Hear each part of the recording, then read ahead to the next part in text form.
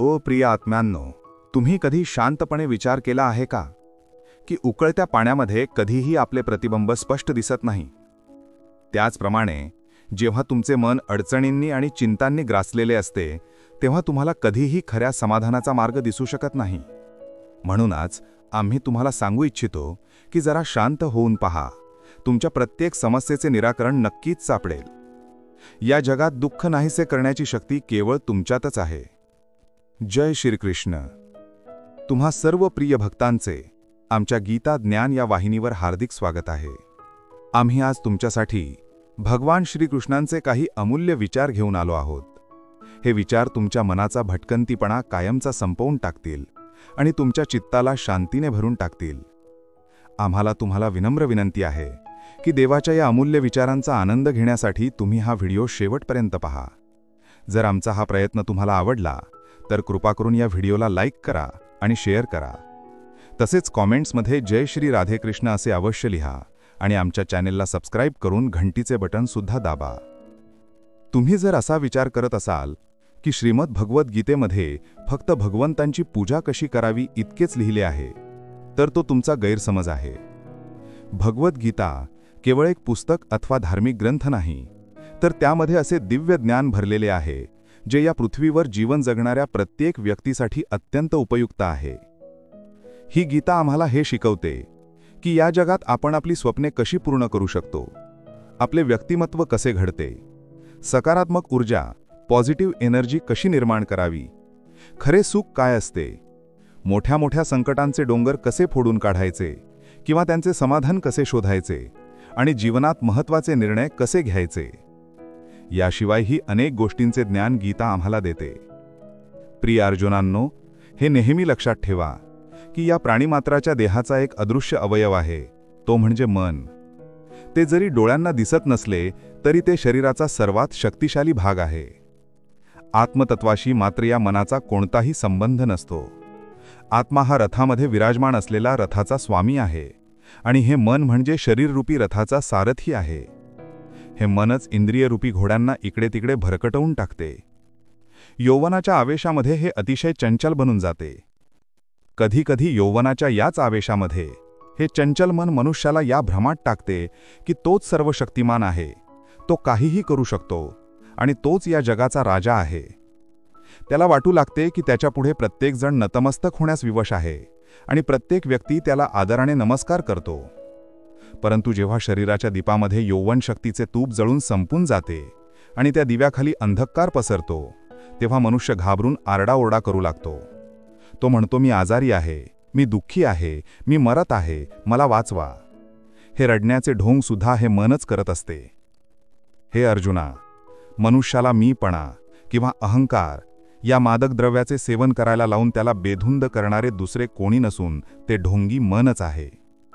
त्या मनाच्या हातात मोहमायेचे एक मोठे जाळे आहे. ते जाळे ते मनुष्याच्या इच्छांवर वारंवार टाकत राहते आणि अशा प्रकारे ते मनुष्याला आपल्या वशमध्ये करत राहते. हे मन शरीरावरही प्रेम करते, त्याला आपल्या सुखांशीही मोह असतो आणि आपल्या दुःखांशीही त्याला आसक्ती असते. जेव्हा आनंद होतो तेव्हा ते सुखांनी भरलेली गाणी गाते आणि दुःखामध्ये दुःखी गाणी गुणगुणते. त्याला आपल्या दुःखांमध्ये इतरांना सहभागी करून घेण्यात आनंद मिळतो. हे पार्था, प्रत्येक प्राण्याने हे लक्षात घेणे आवश्यक आहे की त्याने आपल्या मनाला पूर्णपणे काबूत ठेवावे. त्याने आपल्या अंतर्मनात डोकावून आत्म्याला पाहिले पाहिजे. तेव्हाच त्याला त्या आत्म्याच्या आत परमेश्वराचा प्रकाश स्पष्टपणे दिसेल. मनुष्याच्या जीवनात आम्ही सर्वजण आपली स्वप्ने पूर्ण करण्याची इच्छा नेहमीच बाळगतो आणि हे निश्चित सत्य आहे की आम्हाला सर्व काही चांगल्या पद्धतीनेच मिळवायचे असते. प्रत्येकाला आपल्या व्यवसायात किंवा नोकरीत जलद गतीने पुढे जायचे आहे आणि प्रत्येकजण करोडपती बनण्याची स्वप्ने पाहतो. आम्ही अनेक वेळा पाहिले आहे की जेव्हा आपण कोणताही प्रेरणादायी व्हिडिओ पाहतो तेव्हा आपला उत्साह वाढतो खरा, परंतु जसे आपण आपल्या कामाला लागतो तोच उत्साह कुठेतरी नाहीसा होऊन जातो. एकटे काम करत असताना आम्हाला प्रेरणेची कमतरता जाणवते. म्हणूनच हा व्हिडिओ थोडा मोठा असू शकतो, पण जर आपण यातील रहस्य नीट समजून घेतली तर आम्हाला जीवनात इतर कोणत्याही प्रेरणादायी व्हिडिओची कधीही गरज पडणार नाही आणि त्यामुळे आम्हाला आपल्या जीवनातील ध्येयाकडे वाटचाल करण्यासाठी मदत मिळेल. परंतु हे समजून घेण्यासाठी आपण शांतपणे बसून यातील प्रत्येक गोष्ट ऐकण्यासाठी आणि समजून घेण्यासाठी वेळ दिला पाहिजे. प्रिय भक्तांनो, तुमचा सल्लागार कोण आहे ही गोष्ट खूप महत्त्वाची आहे. कारण दुर्योधन शकुनीकडून सल्ला घेत होता, तर अर्जुन माझ्याकडून म्हणजेच श्रीकृष्णाकडून सल्ला घेत होता. एक उत्कृष्ट जीवन जगण्यासाठी ही गोष्ट स्वीकारणे खूप महत्त्वाचे आहे की जगात प्रत्येक गोष्ट प्रत्येक व्यक्तीला मिळू शकत नाही. तुम्ही जर तुमच्या जीवनात सुखी आणि यशस्वी होऊ इच्छित असाल तर ह्या 3 गोष्टी नेहमी लक्षात ठेवा. पहिली गोष्ट, आनंदात असताना कधीही वचन देऊ नका. म्हणजेच जेव्हा आम्ही जास्त आनंदी असतो त्याचवेळी आम्ही कोणतेही काम करण्याची शपथ घेतो. आम्हाला अशी शपथ घेणे टाळले पाहिजे, कारण आनंद ही आपली विचार करण्याची शक्ती दूषित करतो आणि हीच शपथ वारंवार आमच्या गळ्यातील फास बनून जाते आणि आम्ही आपल्या शपथेमध्ये अडकून जातो. दुसरी गोष्ट, जेव्हा आम्हाला राग येतो तेव्हा आपल्यासाठी हेच उत्तम असते की आम्ही त्या क्रोधाचा त्याग करावा. आणि जर आम्ही क्रोधाचा त्याग करू शकत नाही तर आमच्यासाठी मौन राहणे हेच योग्य आहे. कारण क्रोधाच्या वेळी बोलले गेलेले कोणतेही वाक्य आमच्या भविष्यासाठी एक मोठा काटा बनून जाते. आम्ही रागामध्ये काहीही निरर्थक बोलून जातो आणि आम्हाला त्याची जाणीवसुद्धा होत नाही. आणि तिसरी आणि सर्वात महत्त्वाची गोष्ट अशी आहे की दुःखात असताना आम्ही कधीही कोणताही मोठा निर्णय घेऊ नये. कारण दुःख आपली विचार करण्याची आणि समजून घेण्याची क्षमता पूर्णपणे हिरावून घेते. दुःखामुळे आपली विचार करण्याची क्षमता पूर्णपणे बाधित होते आणि जेव्हा आम्ही चांगल्या प्रकारे विचार करू शकत नाही तेव्हा घेतलेला निर्णय मूर्खपणाशिवाय दुसरे काहीही असू शकत नाही. म्हणूनच दुःखी मनाने घेतलेले निर्णय आम्हाला केवळ दुःखच देत राहतात. आम्ही श्रीकृष्ण म्हणतो की वेळेनुसार परिस्थितीसुद्धा बदलत जाते. म्हणूनच या बदलांमध्ये स्वतःला बदलून घेणे हेच मोठे शहाणपण आहे. एक ज्ञानवान मनुष्य कधीही कामुक सुखांमध्ये आनंद मानत नाही. आपले सर्व कर्तव्य पूर्ण करून तुम्ही माझ्या आश्रयाला या. जे काही वास्तविक नाही त्याचे भय कधीच बाळगू नका. जो व्यक्ती संशय करतो त्याला कुठेही सुख मिळू शकत नाही. आयुष्यात निराश न होणे हेच यशाचे मूळ आहे आणि हेच परम सुख आहे. उत्साह मनुष्याला कर्म करण्यासाठी प्रेरित करतो आणि उत्साहच त्याला यशस्वी बनवतो.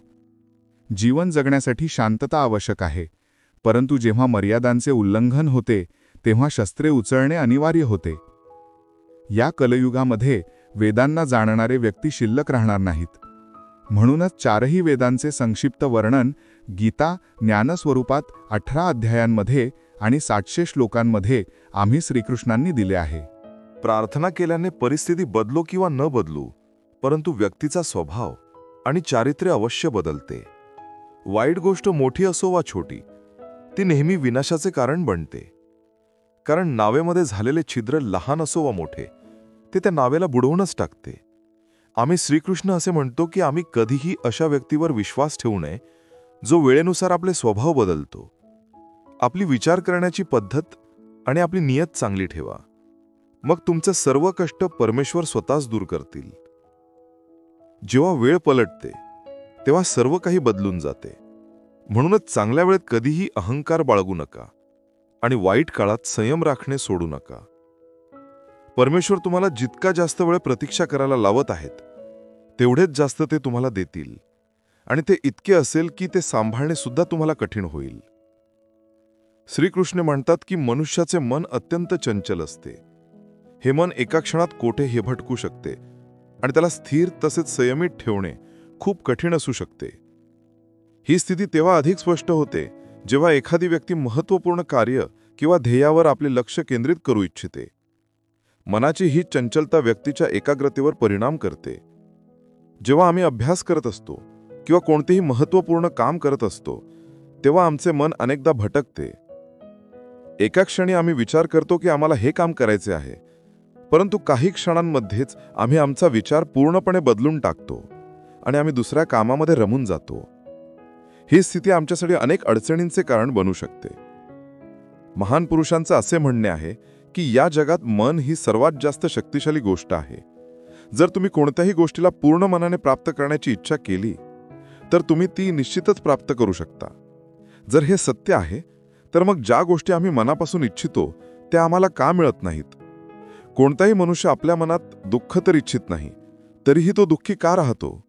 प्रत्येक व्यक्ती मनापासून यशस्वी होऊ इच्छितो, खूप धन कमावण्याचे स्वप्न पाहतो, तरीही तो यशस्वी का होत नाही? याचा अर्थ असा आहे की एकतर ते महापुरुष चुकीचे होते, ज्याने सांगितले की मनपूर्वक इच्छिलेली प्रत्येक गोष्ट साध्य होऊ शकते, किंवा मग आम्ही स्वतःच कुठेतरी चुकतो आहोत. आज आम्ही जी कथा तुम्हाला सांगणार आहोत ती लहान आहे, पण तिची शिकवण खूपच गहन आहे. या कथेतून तुम्हाला एक असा मंत्र मिळेल ज्याद्वारे तुम्ही हे समजून घ्याल की तुमच्या मनामध्ये कोणत्याही गोष्टीचे बीजारोपण कसे करायचे आणि मनाकडून कोणतीही गोष्ट कशी करून घ्यायची किंवा मिळवायची.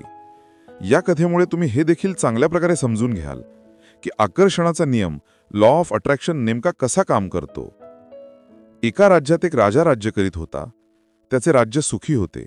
धनधान्यांची कोणतीही कमतरता नव्हती. राजा आणि प्रजा आनंदाने आपले जीवन जगत होते. पण एकदा त्या राज्यात भयंकर दुष्काळ पडला. पाण्याची कमतरता झाल्याने पिके सुकली.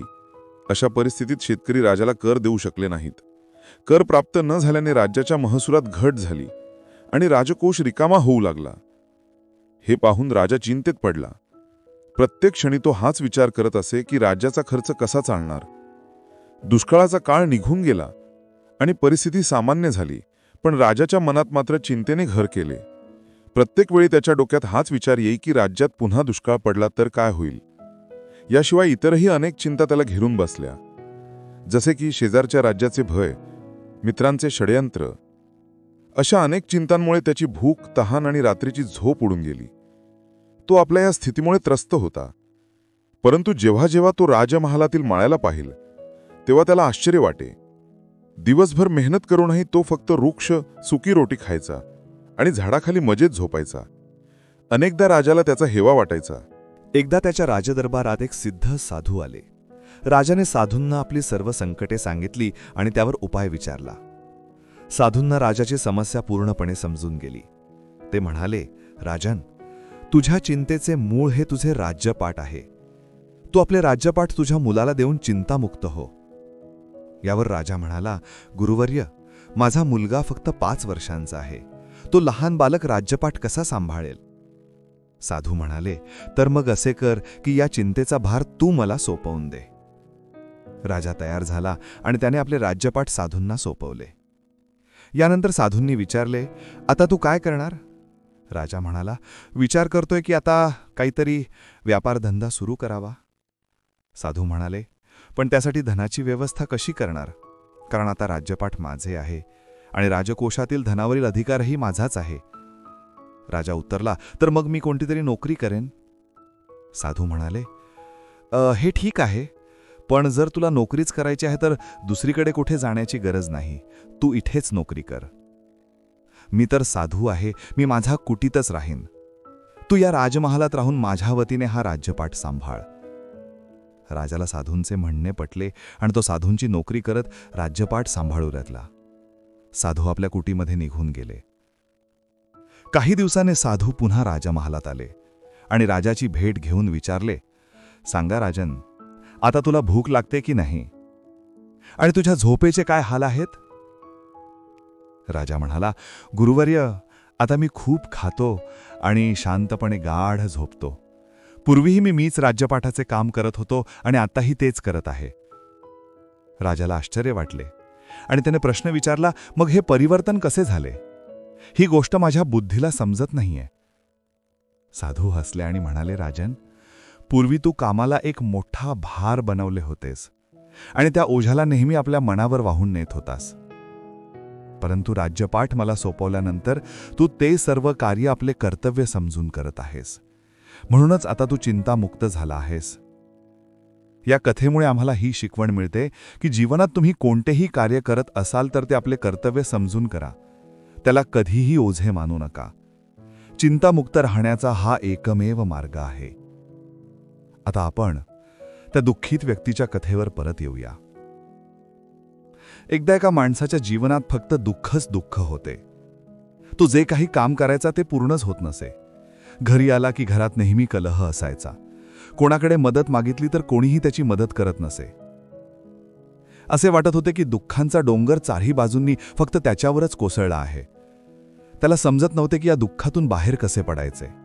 तो दिवसरात्र याच विचारात असायचा की दुःखातून मुक्ती कशी मिळवावी.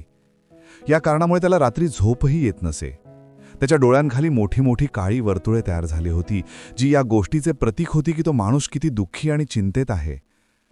कधीकधी तर त्याच्या मनात आत्महत्या करण्याचाही विचार येत असत, परंतु आपल्या कुटुंबाची चिंता करून तो हे पाऊल उचलूच शकत नव्हता.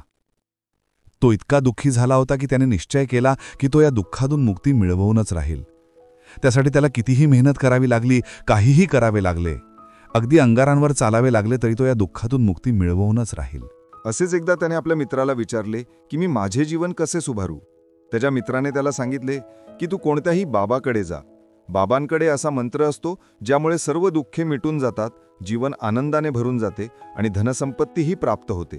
तू फक्त एका अशा बाबाला शोध, म्हणजे तुझे काम होऊन जाईल. त्या व्यक्तीच्या मनात ही गोष्ट पूर्णपणे पक्की बसली की कोणताही बाबाच माझे दुःख दूर करू शकतो. म्हणूनच त्याला कोणत्याही बाबाबद्दल माहिती मिळाली की तो त्या बाबाकडे धावत जायचा. तो बाबाला आपल्या समस्या सांगायचा आणि त्यांचे समाधान विचारून घ्यायचा. तो म्हणायचा की बाबा, मी काहीही करण्यासाठी तयार आहे, पण माझ्या समस्यांपासून मला मुक्ती द्या. तुम्ही जे काही सांगाल मी ते करेन, पण माझे जीवन सुधारून टाका. बाबा त्याला काही टोनेटोटके सांगायचे आणि त्या बदल्यात दानदक्षिणा घ्यायचे. ते त्याला सांगायचे की हा टोनाटोटका केल्यानंतर तुमच्या घरात सुखशांती कायम राहील, फक्त हा टोटका पूर्ण विधीनुसार करा. तो माणूस घरी परत जाऊन पूर्ण विधीनुसार ते टोनेटोटके करू लागला. पण खूप टोनेटोटके केल्यानंतरही त्याच्या जीवनात कोणताही बदल झाला नाही. उलट त्याचे जीवन आणखी दुःखी झाले. जो बाबा त्याला टोनाटोटका देत असे तो त्याच्याकडून दानदक्षिणा घेत असे, ज्यामुळे त्याचे उरलेले धन सुद्धा हळूहळू संपत चालले होते. यामुळे त्याच्या जीवनातील दुःख आणखी वाढले. तेव्हा त्याला जाणवले की बाबांकडे जाण्याने माझ्या जीवनातील दुःख कमी होण्याऐवजी वाढतच आहेत. मग मी काय करावे? बाबांकडे जावे की नाही? मग एक दिवस एका व्यक्तीने त्याला सांगितले की तू तुझ्या घरी एखाद्या पंडिताला बोलावून हवन करवून घे. हवन होईल तेव्हा घर शुद्ध होईल. कोणतीही वाईट ऊर्जा घरात असेल तर ती बाहेर निघून जाईल. एखाद्या पंडिताला बोलावून पूर्ण विधिविधानाने मंत्रोच्चारण करवून घे आणि हवन करव, ज्यामुळे घरात शांती येईल. त्या माणसाच्या मनात ही गोष्ट बसली आणि त्याने एका पंडिताला आपल्या घरी बोलावून हवन करून घेतले. हवन चांगल्या प्रकारे संपन्न झाले. त्या बदल्यात पंडितांनीही चांगली दानदक्षिणा घेतली आणि त्यानंतर तेथून निघून गेले. परंतु काही दिवसांनंतर त्या माणसाला जाणवले की त्याच्या जीवनात आजही कोणताही बदल झालेला नाही. आता तो माणूस पूर्णपणे दुःखी झाला आणि अधिकच त्रस्त झाला. आता तर त्याला वाटू लागले होते की माझ्या जीवनातून दुःख कधीच संपणार नाहीत. हा विचार करून करून त्या माणसाची खूप वाईट अवस्था झाली. मग एक दिवस त्याला त्याच्या मित्राकडून अशा बाबाबद्दल माहिती मिळाली की जो समाधान सांगण्यासाठी कोणतीही दानदक्षिणा घेत नव्हता. त्या माणसाला वाटले की हा बाबा इतर बाबांसारखा नसेल, कारण हा दानदक्षिणा घेत नाही, आणि जर तो दानदक्षिणा घेत नाही तर तो खरोखरच कोणी सिद्ध बाबा असेल. हाच विचार करून तो त्या बाबाकडे पोहोचला. जेव्हा तो माणूस तिथे पोहोचला तेव्हा ते बाबा ध्यानात बसलेले होते. हे पाहून तो माणूस तिथेच शांतपणे बसला आणि त्यांच्या ध्यानातून बाहेर येण्याची वाट पाहू लागला. थोड्या वेळाने बाबांनी आपले डोळे उघडले तेव्हा त्यांनी समोर एका दुःखी आणि त्रस्त माणसाला बसलेले पाहिले. त्याच्या डोळ्यांखालील काळी वर्तुळे पाहूनच ते समजून गेले की हा माणूस आपल्या जीवनाने किती त्रस्त आहे. त्याला उद्देशून बाबांनी विचारले, बाळा, तुला काय हवे आहे? तू बाबांकडे काय घेण्यासाठी आला आहेस? त्या माणसाने सांगितले की बाबा, मी माझ्या जीवनाने खूप त्रस्त आहे. मीही दुःखे दूर करण्यासाठी अनेक मार्ग अवलंबिले. ज्या बाबांनी मला जो उपाय सांगितला ती प्रत्येक युक्ती मी करून पाहिली.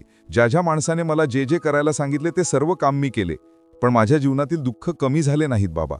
उलट माझ्या जीवनातील दुःखांमध्ये वाढच झाली. मला समजत नाहीये की मी काय करावे.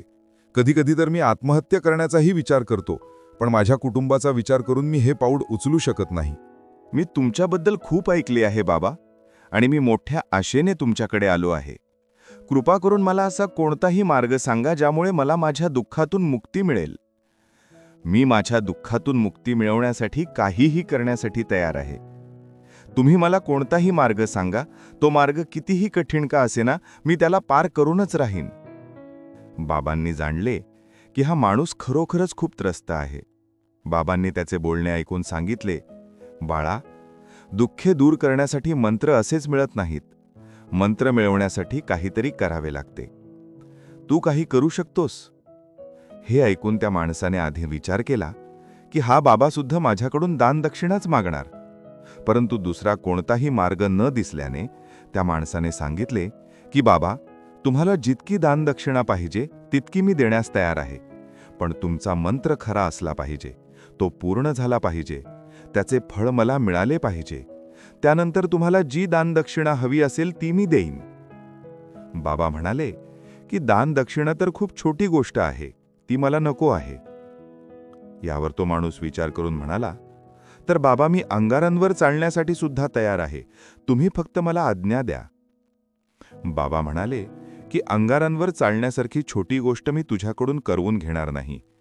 मी तुझ्याकडून जे काम करवून घेणार आहे तो खूप कठीण मंत्र आहे. तू तो पूर्ण करू शकशील का?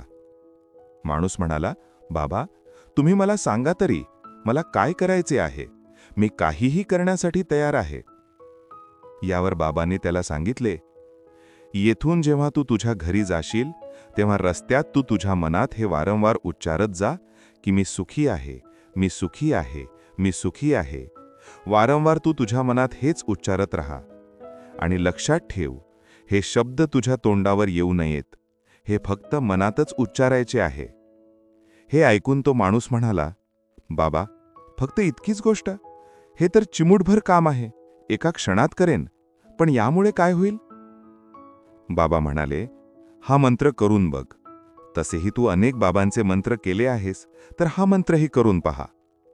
त्या माणसाने विचार केला की बाबा कोणतीही दानदक्षिणा मागत नाहीत आणि हा एक छोटासा मंत्र आहे, तो तर मी करूच शकतो. तो म्हणाला, बाबा, मी हा मंत्र नक्की करेन. तो माणूस असे बोलून तेथून उठून चालू लागला. पण जसा तो चालू लागला तसे मागून बाबांनी त्याला थांबवून सांगितले, बाळा, एक गोष्ट लक्षात ठेव, जेव्हा तू हा मंत्र तुझ्या मनात उच्चारत असशील तेव्हा तुझ्या मनात माकडाचा विचार अजिबात येऊ नये. माकडाचा विचारही मनात येता कामा नये, तेव्हाच हा मंत्र सिद्ध होईल. तो माणूस म्हणाला, मला तर आजपर्यंत कधीही माकडाचा कोणताही विचार आलेला नाही, मग आता काय येईल? तुम्ही चिंता नको करू बाबा, मी फक्त मनात हेच उच्चारेन की मी सुखी आहे, मी सुखी आहे. याशिवाय माकडाचा कोणताही विचार माझ्या मनात येणार नाही. हे बोलून तो माणूस तिथून निघाला. तो आपल्या मनात मी सुखी आहे, मी सुखी आहे हे उच्चारत थोडाच दूर गेला होता की अचानक त्याच्या मनात माकडाचा विचार आला. माकडाचा विचार एकदा आला आणि गेला सुद्धा. पण त्या माणसाने विचार केला की आजपर्यंत मला माकडाचा कोणताही विचार आला नाही, मग आज माकडाचा विचार का आला? आणि असा विचार करत त्याने त्या माकडाच्या विचाराला पकडून ठेवले. तो हे विसरला की त्याला कोणता मंत्र उच्चारायचा आहे आणि तो माकडाबद्दल विचार करू लागला. जेव्हा थोड्या वेळाने त्याला पुन्हा भान आले तेव्हा तो पुन्हा आपला तोच मंत्र उच्चारू लागला जो बाबांनी त्याला सांगितला होता, मी सुखी आहे, मी सुखी आहे. पण अचानक त्याला समोर एक माकड दिसले आणि हे पाहून त्याच्या मनात पुन्हा माकडाचा विचार उत्पन्न झाला. तो आपल्या आतून हा विचार बाहेर फेकून देऊ इच्छित होता. त्याला वाटत होते की माझ्यात कोणत्याही प्रकारे माकडाचा विचार येऊ नये, पण त्याला तर समोर माकडच दिसले. अशाच प्रकारे धडपडत धडपडत तो घरी पोहोचला आणि घरी पोहोचल्यानंतर त्याने आपल्या पत्नीला सांगितले, अग्र माकडीन, मला जेवणामध्ये माकड वाढ. आणि जेव्हा त्याला जाणीव झाली की त्याने काय बोलून टाकले आहे तेव्हा तो आपले केस उपटू लागला. तो भिंतींवर आपले डोके आपटू लागला की आजपर्यंत मला माकडाचा कोणताही विचार आला नव्हता आणि आज हे मला काय झाले आहे की मला सगळीकडे माकडच माकड दिसत आहेत. ही कोणती माया आहे? हाच विचार करून तो माणूस रात्रभर झोपू शकला नाही. रात्रभर तो कुसा बदलत राहिला आणि सकाळी उठून तो थेट त्याच बाबांकडे पोहोचला आणि त्यांच्या चरणांवर पडून म्हणाला, बाबा, काय चमत्कार होत आहे? आजपर्यंत मला माकडाचा कोणताही विचार आला नव्हता, पण कालपासून तुम्ही मला म्हणालात की माकडाचा विचार येऊ नये, तेव्हापासून मला सगळीकडे माकडच माकड दिसत आहेत. बाबा, मला तर तुमच्या मागे झाडावर बसलेले माकड सुद्धा केळी खाताना दिसत आहे. हे काय होत आहे बाबा? हे ऐकून बाबा हसले.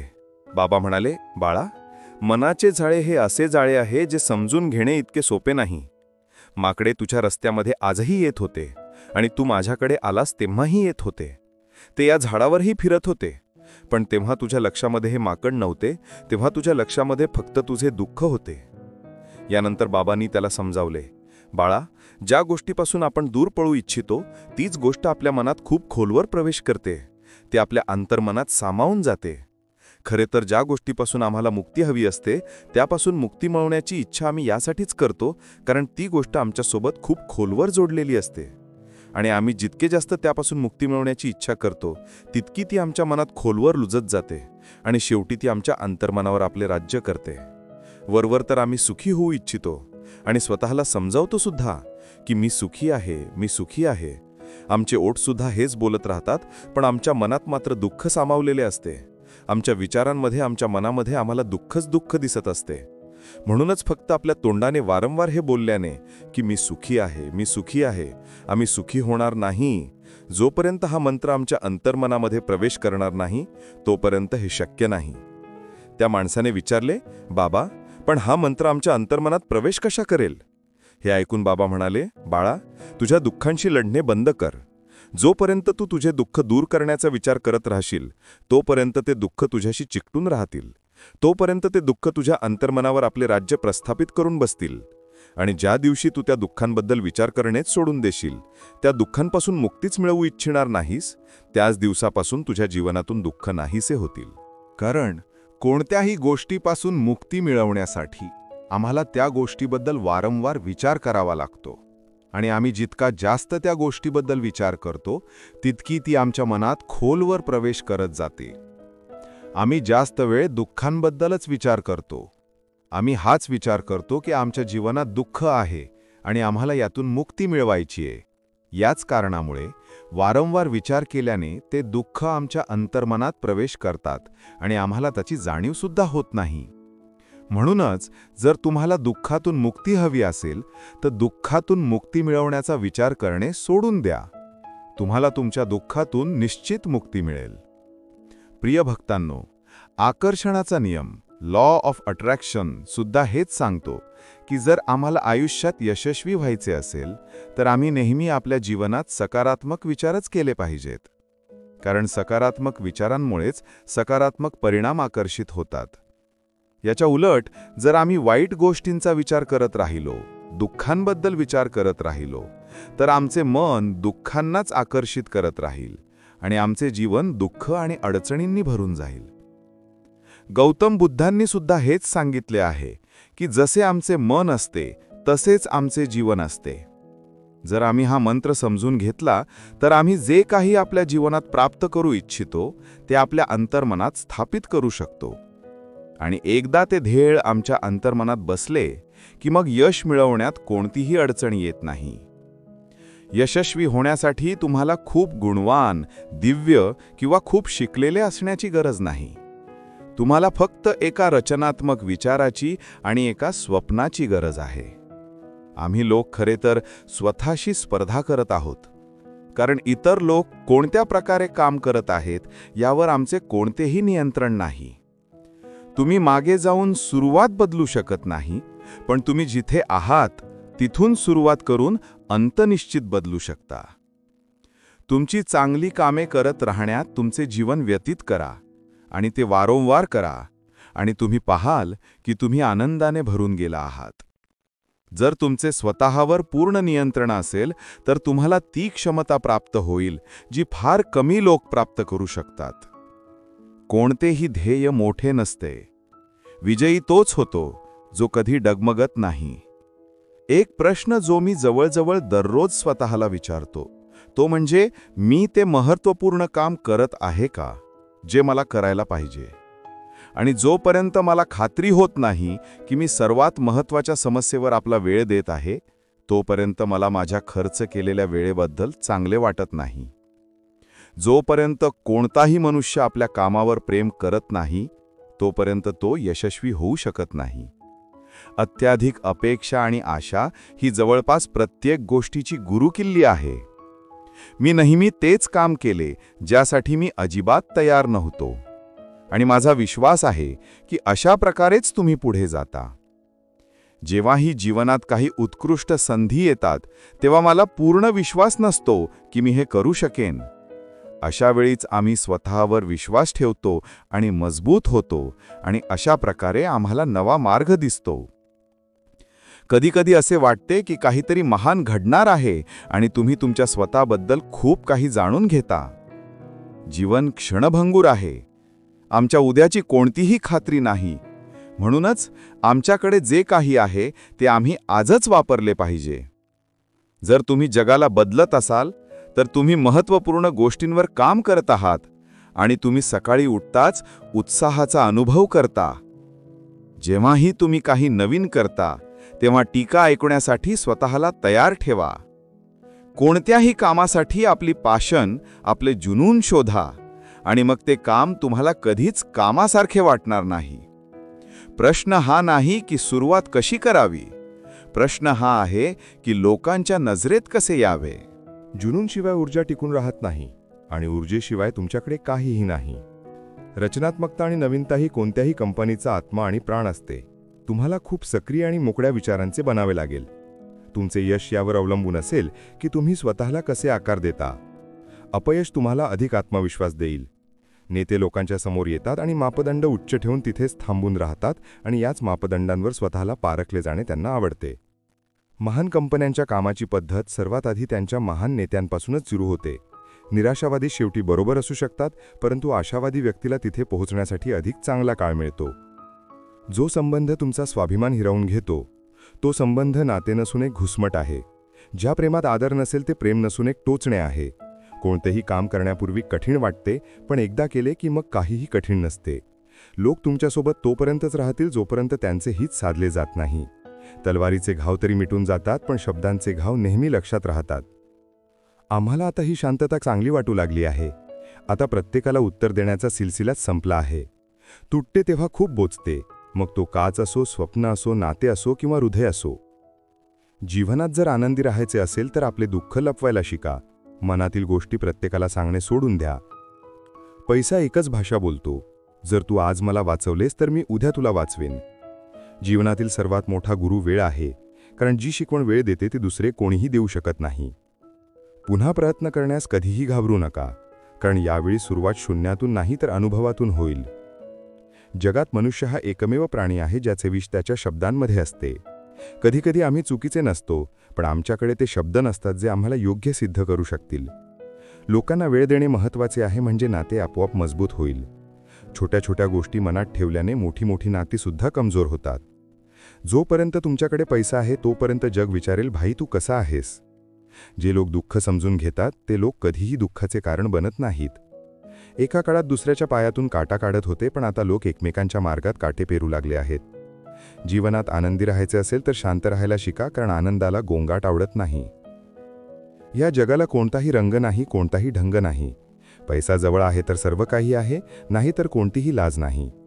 हिशोब ठेवत राहा, कारण आजकाल लोक लगेच विचारतात तू माझ्यासाठी केलेस काय आहे. माणूस चांगला होता हे ऐकण्यासाठी तुम्हाला मरावे लागते. ही जीवनाची कटू सत्यता आहे. आपला मौल्यवान वेळ नेहमी स्वतःसोबत घालवा. जर तुम्हाला काही मोठे करायचे असेल तर मोठ्या लोकांसारखा विचार करा. कोणाला माफ करणे आणि कोणाकडे माफी मागणे ही एक ताकद आहे, कमजोरी नाही. सरडा धोका पाहून रंग बदलतो आणि माणूस संधी पाहून. जेव्हा कोणी नवीन भेटतो तेव्हा जुनी नाती अशी संपून जातात जसे ते कधी होतेच नाहीत. नम्र झाल्याने जर नाते अधिक घट्ट होत असेल तर नक्कीच नम्र व्हा, पण जर प्रत्येक वेळी तुम्हालाच झुकावे लागत असेल तर मग तिथे थांबा. वाईट वेळेचा फक्त एकच फायदा होतो की जे लोक तुम्हाला पसंत करत नाहीत ते तुमच्या आयुष्यातून आपोआप निघून जातात. वेळ चांगली असेल तर तुमची चूकसुद्धा गंमत वाटते, आणि वेळ खराब असेल तर गंमतसुद्धा चूक बनून जाते. संकटात साथ सोडणारा व्यक्ती कितीही आपला असला तरी तो मनातून उतरून जातोच. मोठा माणूस बनणे चांगली गोष्ट आहे, पण चांगला माणूस बनणे त्याहून मोठी गोष्ट आहे. पायाची मोच आणि छोटी विचारसरणी माणसाला कधीही पुढे वाढू देत नाही. खाली पडणे यासाठी सुद्धा आवश्यक आहे, कारण यामुळे कळते की हात धरणारे किती आहेत आणि साथ सोडणारे किती आहेत. जर तुमची नियत चांगली असेल तर नशीब कधीही वाईट होऊ शकत नाही. लोभ आणि खोटेपणा प्रत्येकाला गद्दार बनवतो. लोक म्हणतात की पैशाने सर्व काही खरेदी केले जाऊ शकते, पण मी म्हणतो की कोणीतरी पैशाने तुटलेला विश्वास विकत घेऊन दाखवा. झोप ही काय गजबची गोष्ट आहे. जर आली तर सर्व काही विसरून टाकते, आणि जर नाही आली तर सर्व काही आठवण करून देते. जगातील सर्वात सोपे काम आहे विश्वास गमावणे. कठीण काम आहे विश्वास मिळवणे, आणि त्याहूनही कठीण काम आहे विश्वास टिकवून ठेवणे. कोणाचे वाईट विचारू नका, तुमचे चांगले आपोआप होईल. तुम्ही तोपर्यंत चांगले माणूस आहात जोपर्यंत लोकांना तुमच्याकडून फायदा होत आहे. आपली चूक मान्य केल्याशिवाय तुम्ही कधीही चांगले बनू शकत नाही. सांभाळून ठेवलेली वस्तू आणि लक्ष देऊन ऐकलेल्या गोष्टी कधी ना कधी कामाला येतातच. प्रत्येक वस्तू उचलली जाऊ शकते, फक्त पडलेली विचारसरणी वगळता. जिथे नाराजीची किंमत नसेल तिथे नाराज होणे सोडून द्यावे. काही लोक आपल्या अहंकाराच्या कारणामुळे मौल्यवान नाती गमावून बसतात, आणि काही लोक नाती वाचवताना आपली किंमत गमावून बसतात. जर कोणी तुमच्यासोबत राहू इच्छित नसेल तर त्याला स्वातंत्र्य द्यावे, कारण बळजबरीने ठेवलेल्या नात्यातून कधीही शांती मिळत नाही. त्याला त्याच्या परिस्थितीवर सोडून देऊ नका. काय माहीत त्याच्याकडे तुमच्याशिवाय कोणीच नसेल. त्यांच्या जवळ राहा जे तुमच्याशिवाय दूर राहू शकत नाहीत. जे तुमच्या भावनांची कदर करू शकत नाहीत त्यांच्यामागे वेडे होणे प्रेम नाही, ती मूर्खता आहे. बूट आणि नातेवाईक जर वारंवार दुःख देत असतील तर समजून घ्या की आता ते तुमच्या कोणत्याही कामाचं नाहीत. जिथून अहंकार जात नाही तिथून नाती निघून जातात. खरे साथ देणारे कधीही कोणतेही कारण शोधत नाहीत. मुले साथ सोडतात, पण जीवनसाथी आयुष्याच्या शेवटच्या टप्प्यापर्यंत साथ देतो. नाती फक्त मनाने असली पाहिजेत, स्वार्थाने नाही. कठीण परिस्थितीतच नात्यांची पारख होते. पावसाळ्यात तर प्रत्येक पान हिरवे दिसते. मनात तेच लोक राहतात जे हृदयासोबत आहेत, कारण सुईमध्ये तोच धागा जाऊ शकतो ज्याला कोणतीही गाठ नसेल. स्वार्थाशिवाय नाते निभावणे प्रत्येकाच्या क्षमतेचे काम नाही. स्वार्थी लोकांना आम्ही फक्त एकच गोष्ट सांगू शकतो: कृपया स्वार्थाशिवाय आम्हालाही जगू द्या. शक्ती हवी असेल तर ज्ञान प्राप्त करा, आणि सन्मान हवा असेल तर चरित्र चांगले ठेवा. ज्याच्यासोबत बोलल्याने आनंद दुप्पट होतो आणि दुःख अर्धे होते तोच आपला आहे. बाकी तर फक्त जग आहे. जे विचारले होते ते झाले नाही, आणि जे होत आहे ते कधी विचारलेही नव्हते. काही नाती दरवाजे उघडून जातात, एकतर हृदयाचे किंवा डोळ्यांचे. माणसाला नाही तर त्याच्या चांगल्या स्वभावाला महत्त्व असते. कोणी एका क्षणातच मन जिंकतो आणि कोणी वर्षानुवर्षे राहूनही जिंकू शकत नाही. देवाचे भय बाळगले नाही तरी चालेल, पण कर्माचे भय बाळगणे आवश्यक आहे, कारण कर्माचे फळ तर देवालाही भोगावे लागते. ही भाकरीसुद्धा स्वस्त नाही. कोणी ती कमावण्यासाठी धावत आहे तर कोणी ती पचवण्यासाठी. जर दिशा दाखवणारा व्यक्ती योग्य असेल तर दिव्याचा प्रकाशसुद्धा सूर्याचे कार्य करतो. वाईट गोष्टींपासून दूर राहण्यासाठी चांगुलपणाचा विकास करा आणि आपले मन चांगल्या विचारांनी भरून टाका. लोक जसे आहेत त्यांना त्याच रूपात स्वीकारण्याचा प्रयत्न करा, ना की त्यांच्याकडून अपेक्षा ठेवा की ते तसेच व्हावेत जसे तुम्हाला हवे आहे. गेलेला काल हा एक अवशेष आहे जो आमच्या आजची सुंदरता चोरून घेतो. जर इच्छा असताना प्राण निघून गेले तर ते मरण झाले, आणि प्राण असताना इच्छा निघून गेल्या तर ती मुक्ती झाली. नदी बनून कोणाला बुडवण्यापेक्षा एक माध्यम बनून कोणाला वाचवले जावे. लोक तुम्हाला छोट्याशा गोष्टीवरून सोडून देतात, आणि आम्ही श्रीकृष्ण मात्र एका लहान प्रार्थनेने तुमचा हात धरतो. जे लोक तुमच्या पाठीमागे तुमची निंदा करतात त्यांच्या बोलण्याकडे थोडेही लक्ष देऊ नका. याचा सरळ अर्थ आहे की तुम्ही त्यांच्यापेक्षा 2 पावलं पुढे आहात. उपवास नेहमी अन्नाचाच का? लोभ, लालच, निंदा, काम, क्रोध आणि वाईट विचारांचाही उपवास व्हायला हवा. स्वार्थ तर मनुष्याच्या स्वभावातच समाविष्ट आहे. पाऊस थांबल्यानंतर छत्रीसुद्धा त्याला ओझे वाटू लागते. विश्वासात सावधगिरीसुद्धा आवश्यक आहे, कारण कधीकधी स्वतःचे दातसुद्धा जिभेलाच चावतात. अर्जुनाने 10 लाख सैनिकांचा त्याग करून श्रीकृष्णाने निवडले. हे विश्वासाचे सर्वात उत्तम उदाहरण आहे. एकटे चालणारे लोक गर्विष्ठ नसतात. ते खरे तर प्रत्येक कामात एकटेच पुरेसे असतात. तुम्ही त्यावेळी बरोबर होता हे कोणी लक्षात ठेवत नाही, पण तुम्ही कधी चुकीचे होता हे सर्वजण लक्षात ठेवतात. माणसाने स्वतःच्या नजरेत योग्य असले पाहिजे. जग तर देवावरही दुःखी आहे. त्या व्यक्तीशी कधीही खोटे बोलू नका ज्याचा तुमच्या खोट्यावरही विश्वास आहे. जगात फक्त मनुष्य हा असा प्राणी आहे ज्याचे विष त्याच्या दातांमध्ये नाही तर त्याच्या शब्दांमध्ये आहे. सांभाळून ठेवलेली वस्तू आणि लक्ष देऊन ऐकलेली गोष्ट कधीही कामाला येऊ शकते. जे लोक तुमच्या भावनांची कदर करत नाहीत त्यांना निरोप देण्यात काहीच वाईट नाही. स्वतःपेक्षा जास्त आम्हाला कोणीही बदलू शकत नाही. जे लोक तुमच्याबद्दल विचार करतात ते महत्त्वाचे नाही, तुम्ही स्वतःबद्दल काय विचार करता ते महत्त्वाचे आहे. जेव्हा तुम्हाला वाटेल की तुमचे कोणी नाही, तेव्हा आकाशाकडे पहा. तिथे तो आहे जो नेहमी तुमचा होता आणि नेहमीच राहील. ज्या भीतीने आत्मविश्वासाची हानी होऊ लागते त्या भीतीचा अंत करण्याचा आवश्यक आहे. कोणाबद्दलही चुकीचा अंदाज लावू नका, कारण त्यांच्या जीवनात किती अडचणी आहेत हे तुम्हाला माहीत नाही. जसे जसे वय वाढते तुम्हाला हे जाणवायला लागते की तुम्ही त्या लोकांना महत्त्व दिले ज्यांचे तुमच्या जीवनात कोणतेही योगदान नव्हते. एक दिवस तुमचेच कर्म तुम्हाला भेटायला येतील. फक्त त्या दिवशी हैराण होऊ नका. अहंकार सांगतो की पैसा किती आहे, संस्कार सांगतात की कुटुंब कसे आहे, आणि बोलणे सांगते की माणूस कसा आहे. स्वार्थाचा पत्ता त्याच्याशी जवळीक वाढवल्यावर चालतो, आणि निस्वार्थाचा पत्ता त्यापासून अंतर ठेवल्यावर चालतो. लहान व्यक्तीचा मोठा आवाज खऱ्या व्यक्तीलाही शांत करू शकतो, पण खऱ्या व्यक्तीचे मौन खोट्या व्यक्तीची मुळे हलवून टाकते. जेव्हा लोक विचारतात की तुम्ही काय काम करता, तेव्हा खरं तर ते हिशोब लावत असतात की तुम्हाला किती आधार द्यायचा आहे. तुमचे आनंदी राहणे हीच तुमच्या शत्रूंसाठी सर्वात मोठी शिक्षा आहे. 2 अशा गोष्टी आहेत ज्या दिल्यामुळे कोणाचेही काही नुकसान होत नाही. एक म्हणजे दुवा आणि दुसरी म्हणजे स्मितहास्य. काहीतरी वेगळे करायचे असेल तर गर्दीतून बाजूला होऊन करा. गर्दी धैर्य तर देते, पण ओळख हिरावून घेते. ज्या व्यक्तीकडे संयम आणि ताकद आहे त्या व्यक्तीशी कोणीही स्पर्धा करू शकत नाही. एक कटुसत्य हे आहे की जेव्हा माणूस तुमच्यावर प्रेम करतो तेव्हा तो तुमचे दुर्गुण विसरून जातो, पण जेव्हा तो तुमचा द्वेष करतो तेव्हा तो तुमचे सद्गुण विसरून जातो. कोणत्याही व्यक्तीशी अत्याधिक आसक्ती हानिकारक आहे, कारण आसक्ती आशेची भावना निर्माण करते आणि आशा दुःखाचे कारण बनते. अभ्यास करण्यात लोक आपले अर्धे आयुष्य घालवतात आणि शिकतात काय? एकमेकांना कमी लेखणे. श्रीकृष्ण म्हणतात, तुमच्या वेदनांसाठी जगाला दोष देऊ नका. तुमच्या मनाला समजावा, तुमच्या मनातील परिवर्तनच दुःखांचा अंत आहे. काहीतरी नवीन शिकण्यासाठी हे स्वीकारणे आवश्यक आहे की प्रत्येक व्यक्ती कोणत्या ना कोणत्या गोष्टीत आमच्यापेक्षा चांगला आहे. पैसा तर सर्वच जण कमावतात. तुम्ही दुवाही कमवा. दुवा तिथे कामाला येते जिथे पैसा कधीही कामाला येत नाही. कपट कराल तर कपट मिळेल, आज नाही तर उद्या मिळेल. जर जीवन खरेपणाने जगाल तर प्रत्येक क्षणी शांती मिळेल. नात्यांची वास्तविकता आणि महत्त्व यावरून निश्चित केले जाते की तुम्ही किती प्रसिद्ध आहात आणि किती बदनाम आहात, तुमचे यश आणि अपयश किती मोठे आहे. जर तुमचे कोणतेही नाते खरोखरच खरे असेल तर परिस्थिती बिघडली तरी किंवा कठीण काळ आला तरी तुमचे नाते बिघडत नाही. अहंकार आणि पोट जेव्हा हे 2 वाढतात तेव्हा माणूस इच्छा असूनही कोणाला मिठी मारू शकत नाही. कोणताही माणूस आपल्या शब्दांनी आणि चांगल्या कर्मांनी ओळखला जातो, कारण चांगल्या गोष्टी तर भिंतींवरही खूप लिहिलेल्या असतात. वेळ पलटते तेव्हा सर्व काही उलटे करून टाकते. म्हणूनच चांगल्या दिवसांमध्ये अहंकार बाळगू नका, कारण वाईट वेळ येण्यासाठी वेळ लागत नाही. सर्वांचा काळ कधी ना कधी नक्कीच बदलतो. गरज आहे ती फक्त वेळेसोबत चालण्याची. जन्माच्या वेळी नाव नसते, फक्त श्वास असतात. मृत्यूच्या वेळी नाव असते पण श्वास नसतात.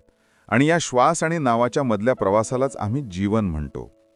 बदलणे निश्चित आहे प्रत्येक गोष्टीचे या जगात. फक्त चांगले कर्म करत राहा.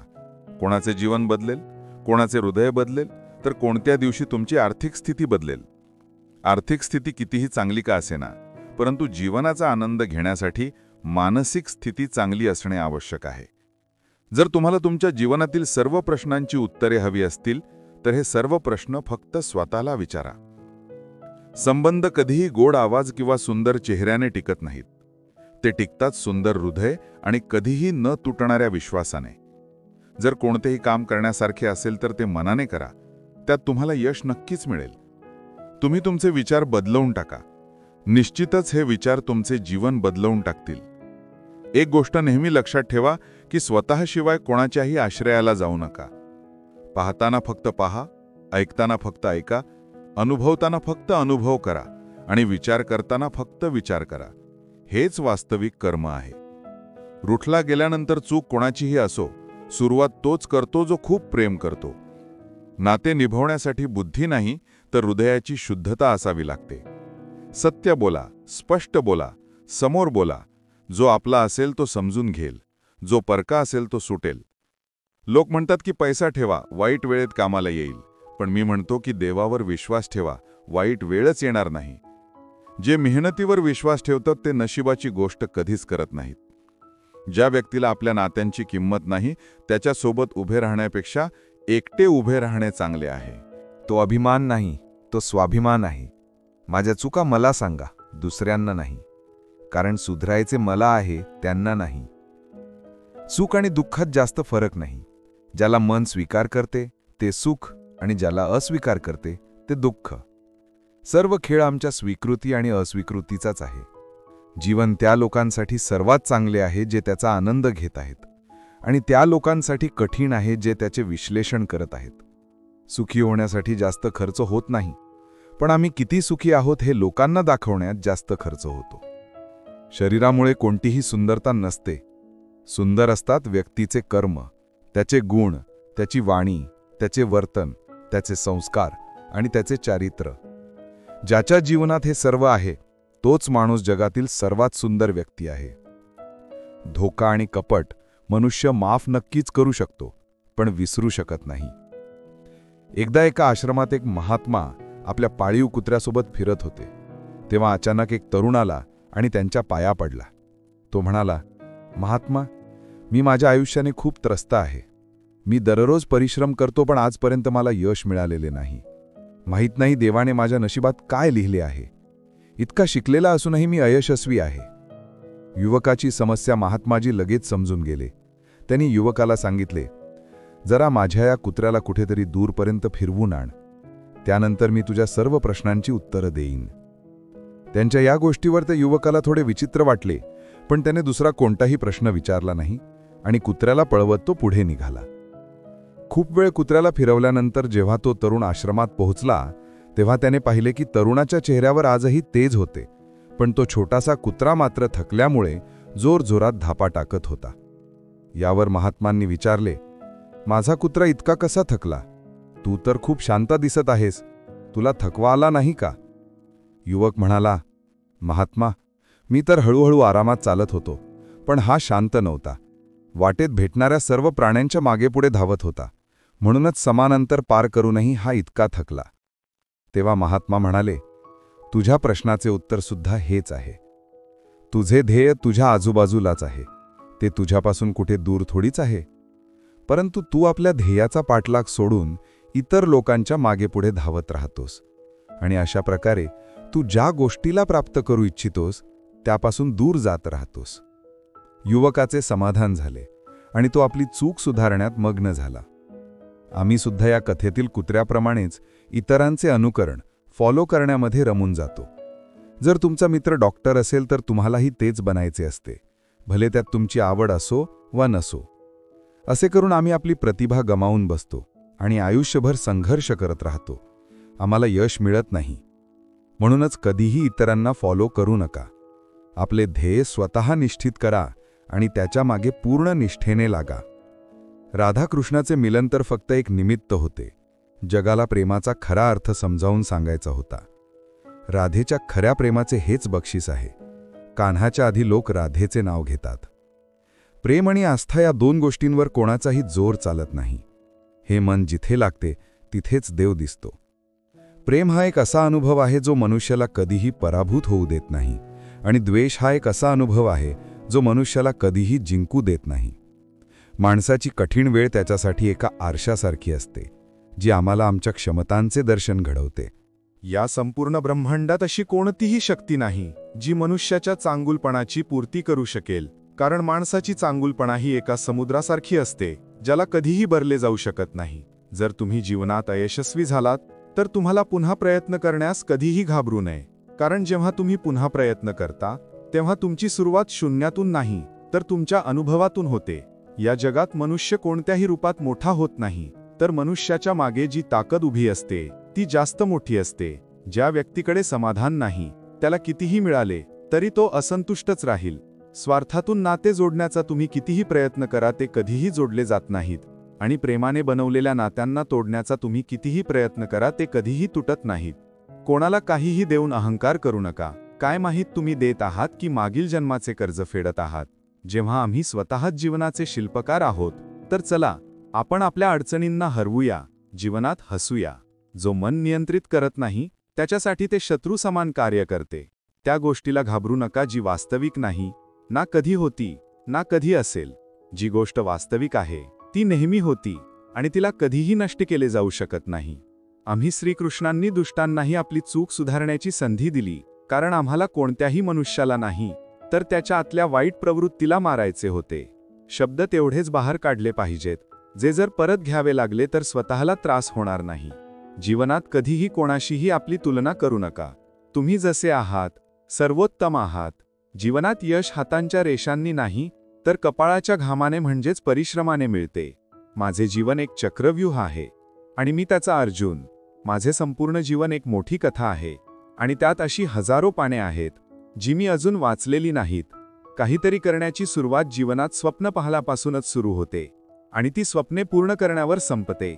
या जगात मनुष्य आयुष्यभर प्रत्येक गोष्टीच्या मागे धावत राहतो आणि हे विसरून जातो की सर्वात मौल्यवान खजिना तर त्याच्या आतच आहे. जीवन आनंदी बनवण्यासाठी नेहमी योग्य वेळी कडू सत्य पचवणे गरजेचे असते. जोपर्यंत तुम्ही कोणतेही काम करण्यासाठी आपले पाऊल उचलत नाही तोपर्यंत ते काम तुम्हाला कठीण वाटते. आमचे जीवन ज्यांना आनंद देऊ शकत नाही त्यांना ते अनुभव नक्कीच देते.